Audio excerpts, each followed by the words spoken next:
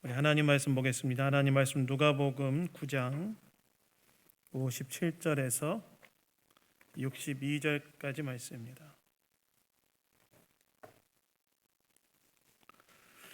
누가복음 9장 57절에서 62절까지 말씀.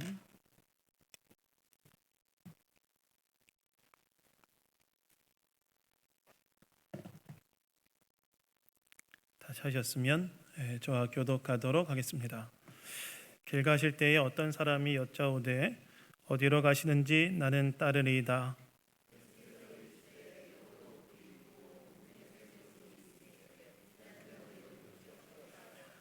또 다른 사람에게 나를 따르라 하시니 그가 이르되 나로 먼저 가서 내 아버지를 장사하게 허락하옵소서.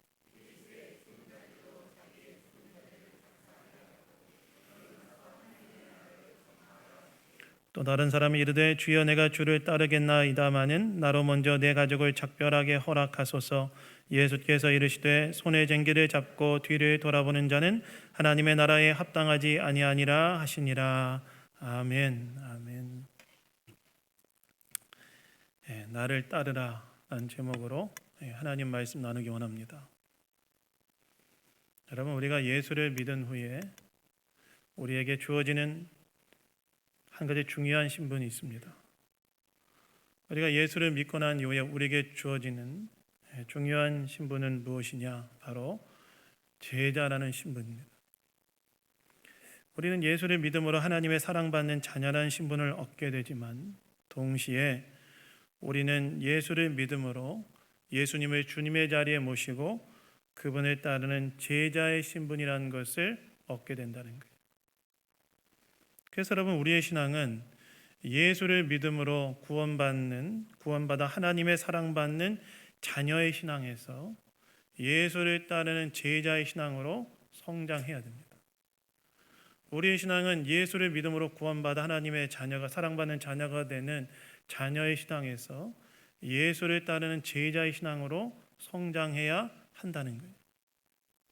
물론 우리가 예수를 따르는 제자의 삶의 바탕에는 우리를 예수 그리스도의 십자가를 통하여 자녀 삼으신 하나님 아버지의 흔들림 없는 사랑이 존재합니다. 그러나 거기에만 머물러서는 안 되고 우리는 예수님을 우리의 삶의 주인의 자리에 모시고 그분을 따르는 제자로서 성장해야 한다는 것입니다. 그것이 주님께서 원하시는 거라는 거예요.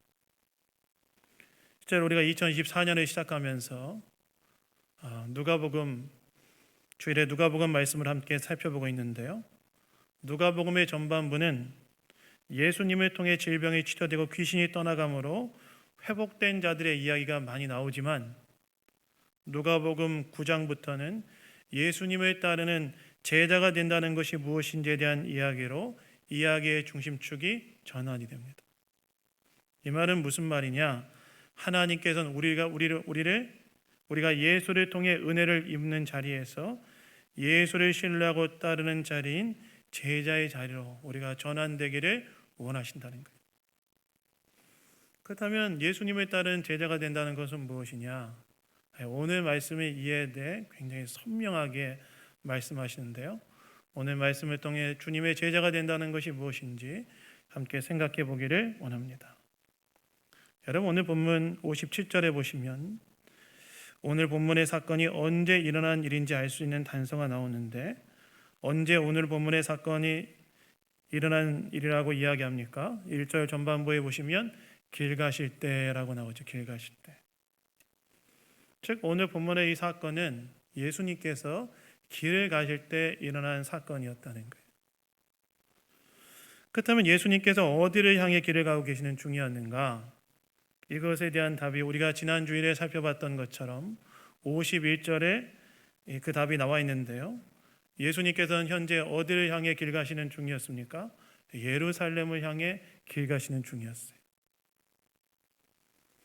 그래서 51절에 보시면 예수님께서 자신의 승천하실 기약, 즉 자신이 이 땅에서의 지상사역을 마무리하실 때가 가까이 오게 되자 예루살렘을 향해 가기로 굳게 결심하였다고 나와 있는데 왜 예루살렘을 향해 가기로 굳게 결심하였다고, 왜 예루살렘을 향하여 굳게 올라가시기로 결심하셨는가? 그 이유는 예수님께 주어진 그 사명을 이제 마무리하기 위해서 올라가시는 것이었습니다. 여러분, 예수님의 사명은 무엇이었습니까? 예수님의 사명은 많은 사람들을 구원하기 위하여 자기의 목숨을 대속물로 주는 것이 바로 예수님의 사명이었죠. 예수님이 이 땅에 오신 목적은 무엇이었냐면 많은 사람들의 죄를 대신 지시고 속죄 제물로 자신의 생명을 십자가에 주시는 것이 바로 예수님의 사명이었다는 거예요. 바로 이 사명을 이제 예수님은 자신의 지상 사역이 마무리될 때가 가까이 왔음을 아시고 이 사명을 완수하기 위해서 자신이 십자가에 달려야 될 예루살렘을 향하여 올라가시려 결심하시고 현재 예루살렘을 향한 여행길을 가고 계시는 중이었다는 거예요. 십자가를 향해 예수님 가고 계신 중이었다는 거예요. 그런데 오늘 본문을 보시면 그 길을 가던 중에 어떤 사람이 예수님께 나와서 뭐라고 이야기했다고 나오냐면 어디로 가신지 나는 따르리이다. 이렇게 얘기했다고 나와 있어요.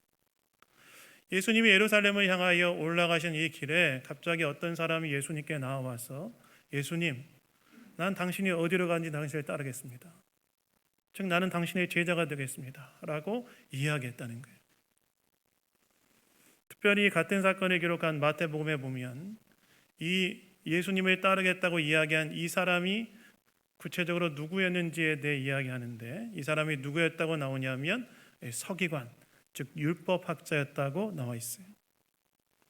여러분, 당시 서기관들은 예수님에 대해 어떤 태도를 가지고 있었습니까? 당시 서기관들은 예수님에 대해 적대적인 태도를 가지고 있었죠. 예수님 별로 좋아하지 않았어요. 그런데 특별하게도 오늘 본문에 등장하는 이 율법학자는 예수님의 진가를 알아보고 예수님의 제자가 되겠다고 나온 거예요. 그러니까 얼마나 기특한 사람입니까? 그가 속한 그룹의 대부분의 사람들이 예수님에 대해 적대적인 반면에 그는 예수님의 진가를 알아보고 예수님의 제자가 된다고 하니 얼마나 기특한 사람이에요.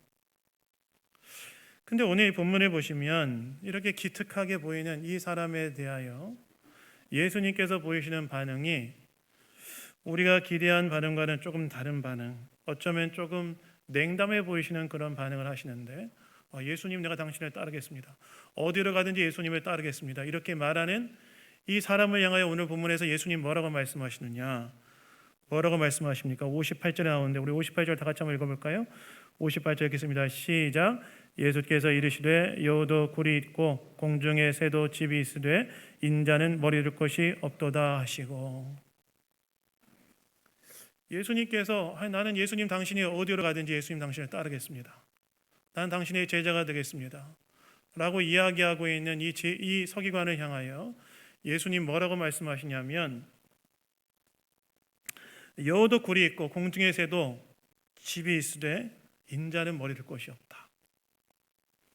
다시 말해서 하나님이 창조하신 모든 피조물들은 그들의 쉼과 안식을 누릴 수 있는 고정된 보금자리가 있지만 나는 그러한 고정된 보금자리가 없는 자이다 라고 이야기했다는 거예요. 공중의 새도 여우도 공중의 새도 그들의 고정된 보금자리, 쉼과 안식을 누릴 수 있는 고정된 보금자리가 있지만 나는 그런 고정된 보금자리가 없다 라고 예수님께서 이야기하셨다는 거예요. 여러분, 왜 예수님께서는 어디로 가시든지 예수님을 따르겠다고 말한 이 율법 학자를 향하여 나는 쉼과 안식을 누릴 고정된 보금자리가 없는 자이다, 이런 말씀하셨을까요? 어떻게 보면 전혀 핀트가 안 맞는 말씀 아닙니까? 그리고 어떻게 보면 굉장히 기특한 생각을 가지고 주님께 나온 이 사람을 칭찬해 주시거나 기특하다, 잘 생각했다 이렇게 말하실 것을 우리는 일반적으로 기대할 텐데 오히려 예수님께서는 어떻게 보면 핀트가 전혀 안 맞는 말, 나는 어디로 가든지 예수님 따르겠습니다 라고 말한 이 사람을 향하여 세상이 하나님 창조하신 피조물들에게는 그들의 나름대로의 고정된 보금자리가 있지만 나는 고정된 보금자리가 없다 라고 말씀하시는 이 핀트가 안 맞는 것 같은 이 말씀을 왜 하셨냐는 거예요. 이것은 자신을 따르겠다고 나온 이 사람을 향하여 그에게 정말 예수 그리스도를 따른다, 예수님을 따른다는 의미가 무엇인지에 대하여 알려주시기 위함이었습니다. 즉 예수님을 따른다는 것은 무엇이냐? 내가 예수님 어디든지 예수님을 따라가겠습니다 라고 말하는 이 사람을 향하여 여우도 굴이 있고 공중의 새도 집이 있지만 인자는 머리 둘 곳이 없다 라고 말씀하신 이유는 무엇이냐면 예수를 따르기 위하여 쉼과 안식을 주는 보금자리. 여러분 이건 무엇입니까? 세속적 안정을 말하죠. 즉 예수님을 따른다는 것은 무엇이냐면 예수님을 따르기 위하여 쉼과 안식을 주는 보금자리인 세속적 안정도 때로는 이것을 포기하는 대가를 지불하고서라도 자신을 따르려고 하는 자가 진짜 제자가 될 수 있다는 사실을 알려주시기 위해 그렇게 말씀하셨다는 거예요. 다시 말해서 어디든지 주를 따르겠다고 말하는 이 서기관을 향하여 예수님께서 인자는 머리 둘 것이 없다, 나는 고정된 보금자리가 없다라고 말씀하신 이유는 무엇이냐면 제자란 주님을 따르기 위해 자신에게 주어진 그 어떤 것도 주를 따르기 위하여 대가로 지불할 준비가 되어 있는 자, 때로 세속적 안정도 포기할 수 있는 자, 그 자가 바로 진짜 나를 따르는 제자가 될 수 있는 것이다 라는 사실을 알려주시기 위해 예수님께서 그렇게 말씀하셨다는 거예요. 여러분 여기에서 우리는 예수를 따르는 삶이 무엇인지에 대해 한 가지 얻게 되는 교훈이 있습니다. 예수를 따르는 삶이란 무엇이냐? 그것은 무엇보다 그분을 따르기 위하여 그 어떤 대가도 지불할 준비가 되어 있는 삶을 말한다는 거예요. 예수님을 따르기 위하여 그 어떤 대가도 지불할 준비가 되어 있는 자, 때론 세속적 안정도 지불할 준비가 되어 있는 자, 그 자가 바로 예수님을 따르는 제자가 될 수 있는 자라는 것입니다. 오늘 나의 삶에 안정을 준다고 여겨지는 그 어떤 대가도 그 대가로 지불할 준비가 되어 있는 자, 그 자가 바로 예수님을 따르는 제자가 될 수 있다고 예수님이 말씀하셨다는 거예요. 사실 여러분, 많은 사람들은 예수님을 통해 무엇을 얻고 싶어 합니까? 많은 사람들은 예수님을 통해 뭘 얻고 싶으냐면 예수님을 통하여 내 삶의 안정을 얻고 싶어요. 많은 사람들은 예수님을 통해 뭘 얻고 싶으냐? 예수님을 통하여 내 삶의 안정을 얻고 싶어 합니다. 그래서 예수님께서 내 삶이 잘 되게 해주시기를 바랍니다. 아니면 적어도 예수님을 따르기 위해서는 세속적 안정이 먼저 있어야만 예수님을 따른다고 생각합니다. 그래서 세속적 안정을 먼저 앞세우지요. 그런데 오히려 예수님은 무엇이라고 말씀하시냐? 그런 많은 사람들의 생각과는 정반대의 말씀을 오늘 이야기했다는 거예요. 뭐라고 말씀하셨냐? 정말 나를 따른다는 것은 무엇이냐? 나를 따른다는 것은 그러한 세속적 안정보다 나를 따르기 위해 자신에게 주어진 안정도 대가로 지불할 준비가 되어 있는 자, 그 자가 바로 나를 따르는 제자다. 여러분, 이 말이 예수님께서 우리의 삶의 안정과 쉼, 우리의 삶의 안식과 쉼, 안정과 평안이 없어도 된다는 그런 말일까요? 그거 없어도 된다고 생각하신다는 그런 말일까요? 아니죠. 예수님께도 우리의 삶에 안식과 쉼, 안정과 평안이 필요하다는 사실을 예수님도 아십니다. 그래서 여러분, 예수님께서 광야에서 마귀에게 시험 받을 때 마귀가 돌을 떡으로 만들라는 이 시험 앞에 예수님 뭐라고 그 말씀으로 이겨내시는데 뭐라고 말씀하십니까? 사람이 뭐로만 사는 것이 아니오라고 말씀하시죠? 사람이 떡으로만 사는 것이 아니오라고 말씀하시죠. 물론 이 말씀의 강조점은 떡으로만 사는 게 아니라 말씀으로 사는 것이다라는 것이었지만, 떡으로만 사는 것이 아니라는 말씀을 통하여 우리는 뭘 할 수 있냐면 예수님도 우리에게 떡이 필요한 존재라는 사실을 예수님도 아셨다는 거예요. 예수님도 사람인 우리에게는 떡이 필요한 존재, 안식과 쉼, 안정과 평안이 필요한 사람이라는 사실을 예수님도 아셨다는 거예요. 실제로 출애굽한 이스라엘 백성들이 광야 생활할 때 하나님께서 어떻게 하십니까? 출애굽한 이스라엘 백성들이 광야 생활할 때 예수님께서 어떻게 하시냐면 새벽마다 만나를 내려주시고, 고기 먹고 싶다고 하면 어떻게 합니까? 메추라기도 보내주시고, 목마르다고 하면 반석에서 물을 나게 하시는, 그들의 필요를 채워주시고 공급해 주시는 일을 하나님이 하지 않으십니까? 즉 예수님께서는 하나님께서 우리에게 안식과 쉼, 안정과 평안이 필요한 존재라는 사실을 아셨다는 거예요. 그렇다면 왜 예수님께서는 제자는 세속적 안정을 대가로 지불할 준비가 되어 있는 자가 되어야 된다, 즉 예수님을 따르는 것은 삶의 안정보다 예수님 따르는 것을 앞세우는 자가 진짜 제자가 될 수 있다라는 말씀을 왜 하셨을까요? 그것은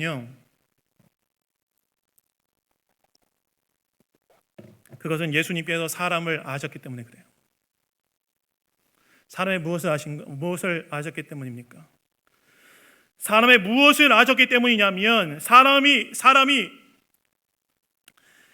세속적 안정에 먼저 집중된 사람은 절대로 예수님을 따르는 삶을 살 수 없는 자라는 근절한 사실을 아셨기 때문입니다. 이 사실을 아셨기 때문에 예수님께서는 제자의 기준을 세속적 안정을 내려놓는 대가를 지불하고서도 주님을 따르려고 하는 자가 그 사람이 진짜 제자다라고 말씀하셨다는 것입니다. 사람의 무엇을 하셨는가? 세속적 안정에 먼저 집중되어 버리면 예수님을 절대로 따르는 것을 앞세울 수 없다는 사실을 예수님이 아셨기 때문에 예수님은 그 세속적 안정을 나를 따르는 것으로 대가를 지불할 준비가 되어 있는 자, 그 자가 진짜 제자가 될 수 있다 라고 예수님께서 말씀했다는 것입니다. 그래서 여러분, 예수를 따른다는 것은 무엇이냐? 주를 따르는 것을 삶의 가장 우선순위에 두고 그것을 위해 어떤 대가도 지불할 준비가 되어 있는 것, 그것이 바로 예수를 따르는 것이라는 거예요. 나의 삶에 안정을 준다고 생각하는 모든 소유들, 때로는 물질, 때로는 시간, 때론 에너지, 이것을 주님이 필요로 하실 때 언제든지 드릴 준비가 되어 있는 자, 그 자가 바로 예수를 따르는 제자라는 것입니다. 그래서 여러분, 우리는 돌아봐야 됩니다. 나는 예수님의 뜻을 따르기 위하여 기꺼이 나의 것을 포기하고 주를 따를 준비가 되어 있는가? 우리는 돌아봐야 됩니다. 남미 어느 목사님이 어느 날 성도들에게 주일 예배 끝나고 광고 시간에 이렇게 광고했다고 합니다. 다음 주에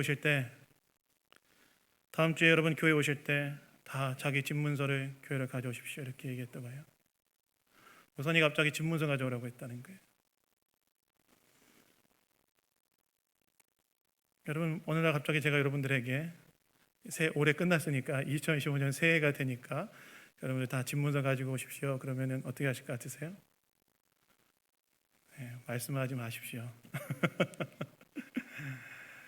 근데 이 교회 성도님들은 목사님 왜 이런 얘기를 하시는가 의아했지만 충성된 마음이 있었기 때문에 그 다음 주에 정말 다 집문서를 가져왔다 그래요.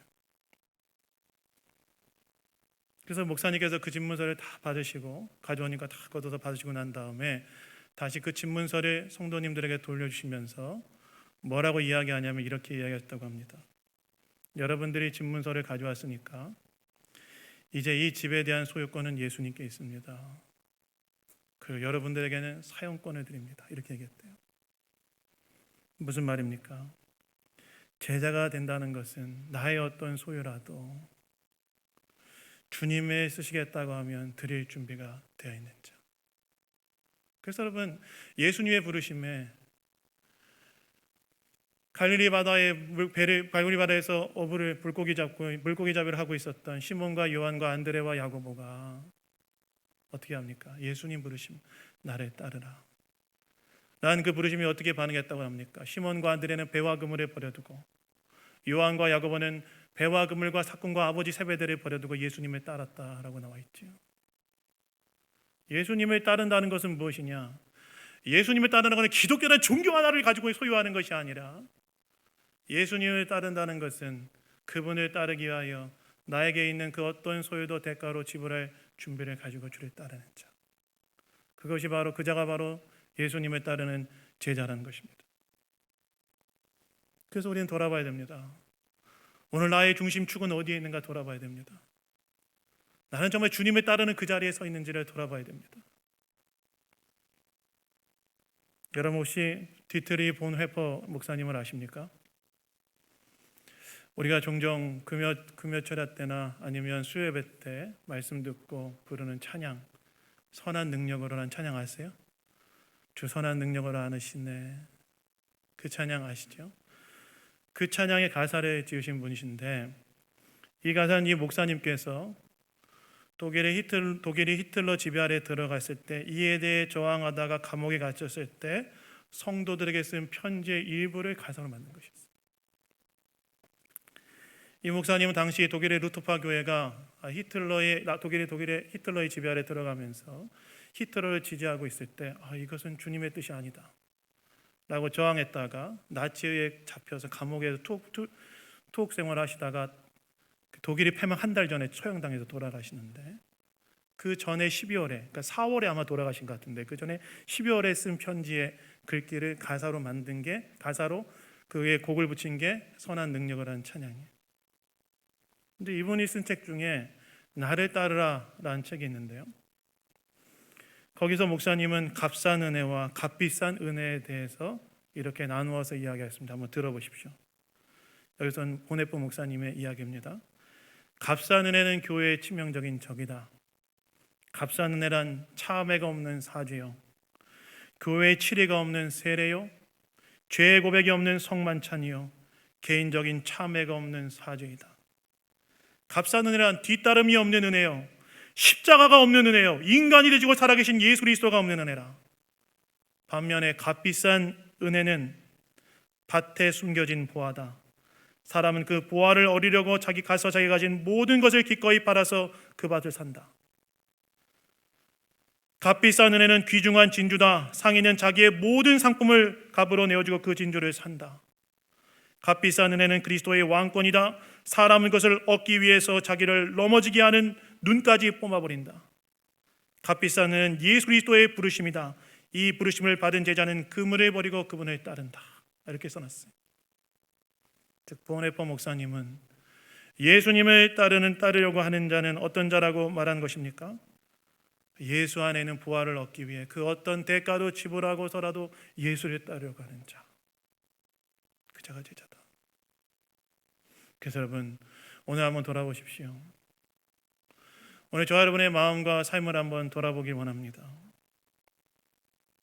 때로 우리는 세속적 안정도 포기하고 그것을 주님이 원하시면 드리고 따를 준비가 되어 있는지 한번 돌아보십시오.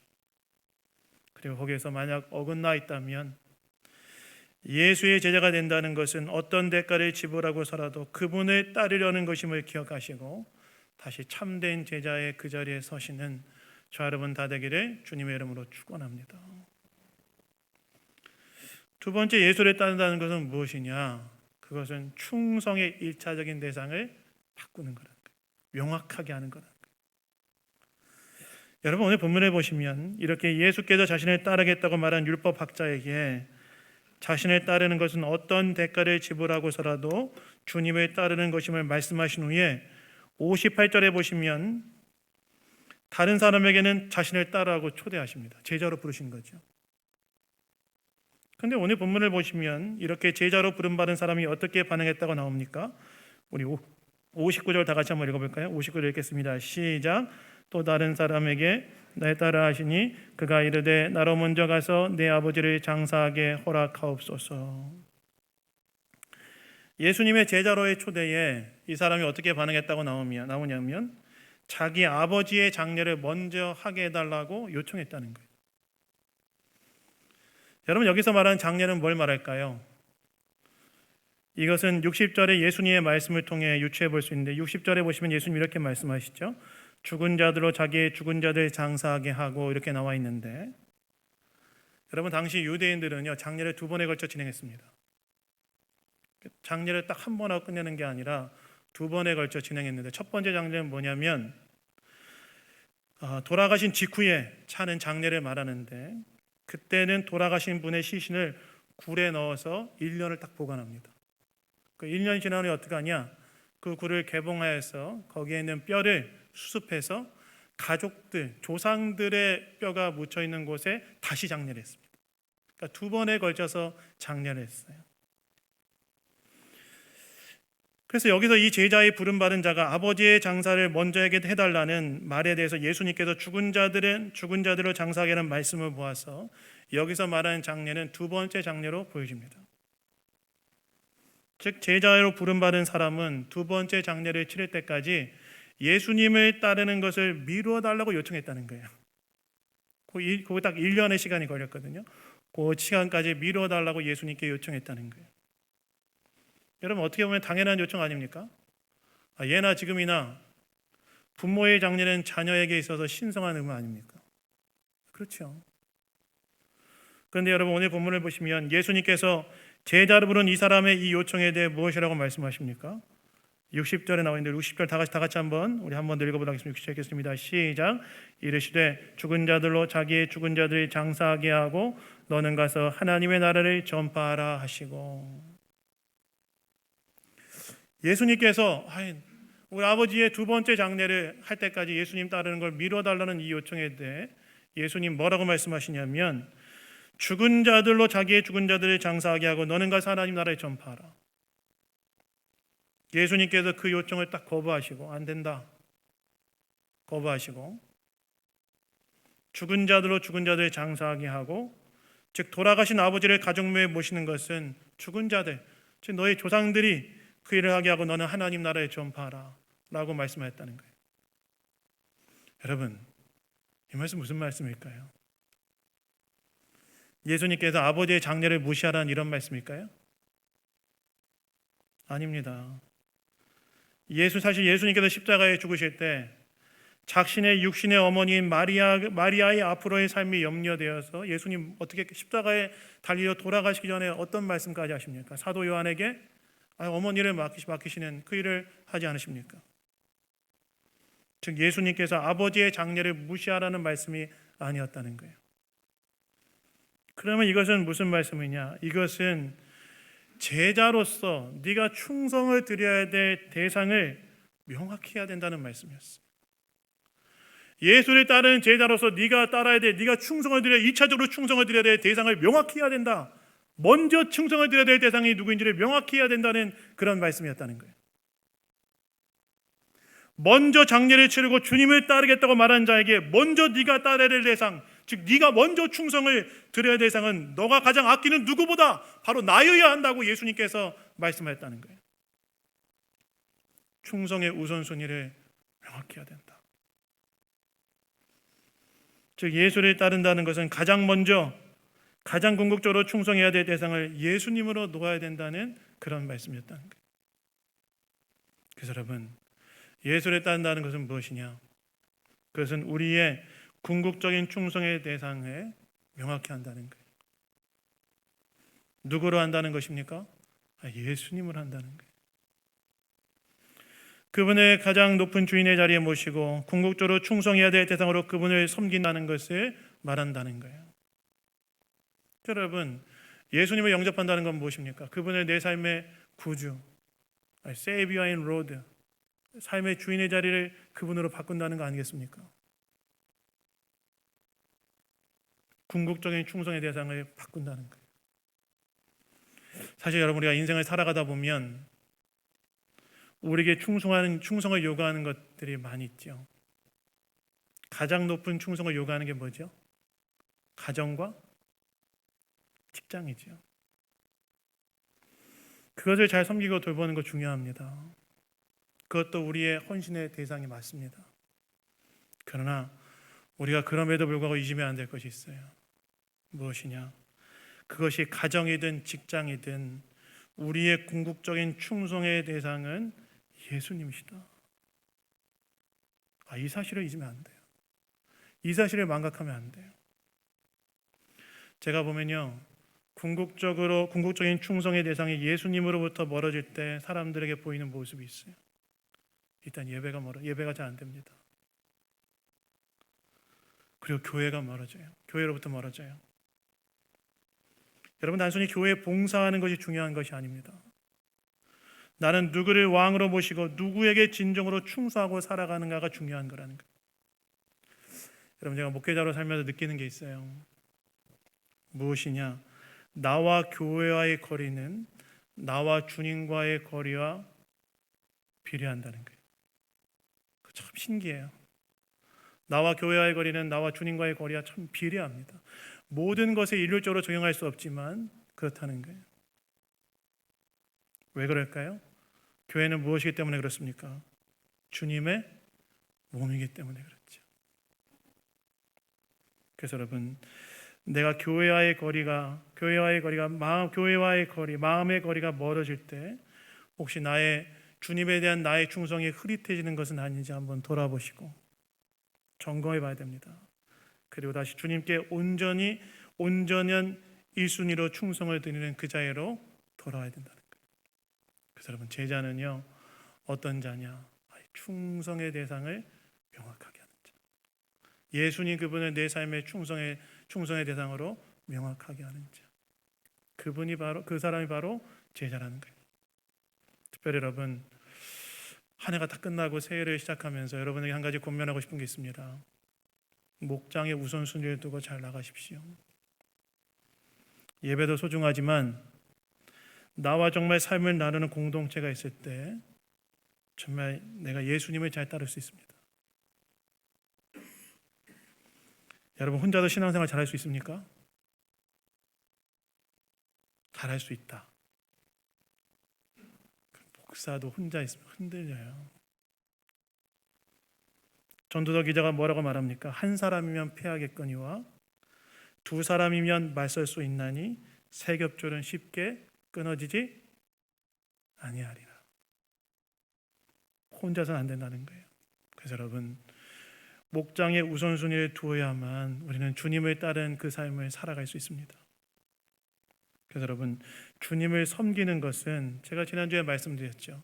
시간이 있어서 섬기는 것이 아니라 주님을 섬기는 것이 가장 우선이기 때문에 시간을 내어 섬기는 것이 주님을 섬기는 것이다. 이렇게 얘기했던 거 기억나세요? 웃지만 마시고. 그래서 여러분, 주님을 따르는 것은 먼저 내가 충성해야 될 대상을 분명히 하는 것임을 기억하시고 여러분의 삶의 충성의 대상을 분명히 하는 저 여러분 되기를 주님의 이름으로 축원합니다. 그리고 그래야 삶의 질서와 조화가 생기는 거예요. 왜요? 진정한 인간됨의 조건이란 하나님께로 창조받은 피조된 인간으로서 진정한 인간됨의 조건이란 하나님 중심으로 살아갈 때 삶의 질서가 잡히고 조화롭게 되도록 우리가 지음받았기 때문에 그렇습니다. 삶의 중심을 하나님 중심으로 세워가시는 거예요. 그래서 여러분, 다시 한번 우리의 마음과 삶을 돌아보시고 삶의 궁극적인 충성의 대상으로 예수님을 모시고 그분을 따라가시는 저 여러분 다 되기를 주님의 이름으로 축원합니다. 그리고 마음을 정했다면 내가 예수님을 삶의 1순위로 모시고 그분을 따르기 위해 그런 어떤 대가를 지불하겠다고 결단하셨다면 두 마음 품지 말고 그렇게 하기로 결단하라는 거예요. 오늘 본문 마지막에 보시면 주를 따르겠다라는 이 사람이 나로 먼저 내 가족을 작별하게 허락해달라는 이 요청에 예수님 뭐라고 말씀하시죠? 손에 쟁기를 잡고 뒤를 돌아보는 자는 하나님 나라에 합당하지 않다. 손에 쟁기를 잡고 뒤를 돌아보는 자, 이건 뭘 말할까요? 예수님을 따르기로 결정했음에도 불구하고 다른 것에 미련을 두는 두 마음을 가진 자는 하나님 나라에 합당하지 않다라는 말씀이었어요. 그래서 여러분, 예수님을 따르기로 결단했다면 그분을 삶의 1순위에 놓고 그분을 따르기 위해 그 어떤 대가로 지불하기로 결단했다면 두 마음을 품지 않고 그분을 따르기로 헌신한 그 마음을 지켜가시는 그런 저와 여러분 되기를 주님의 이름으로 축원합니다. 그래서 여러분, 오늘 2024년 마지막 날이 마지막 주일입니다. 그리고 2025년을 준비하는 그 시점 속에 저와 여러분이 있습니다. 이 시점에 저는 오늘 말씀이 우리에게 주는 의미가 있다고 생각합니다. 그래서 내가 지금 예수를 따른 제자의 삶으로 살아가고 있는지를 다시 한번 돌아보시고 점검해 보시고 새해 내가 고치고 바꿔야 될 것들이 있다면 고치고 바꿈을 통하여 진정한 제자로 더 순전하게 빚어져가는 은혜를 누리는 저 여러분 다 되기를 예수님 이름으로 축원합니다. 제가 기도하겠습니다. 하나님 아버지 감사합니다. 오늘도 우리에게 말씀해 주시니 감사합니다. 예수를 따르기 위하여 대가를 지불할 준비를 하게 하시고 충성의 대상을 명확하게 할 수 있도록 도와주시며 두 마음을 품지 않고 주를 따르는 그 길에 서는 우리 모두가 다 될 수 있도록 역사하여 주시옵소서. 모든 것 주님께 감사드리며 우리를 구원하신 예수 그리스도의 이름으로 기도드렸습니다. 아멘.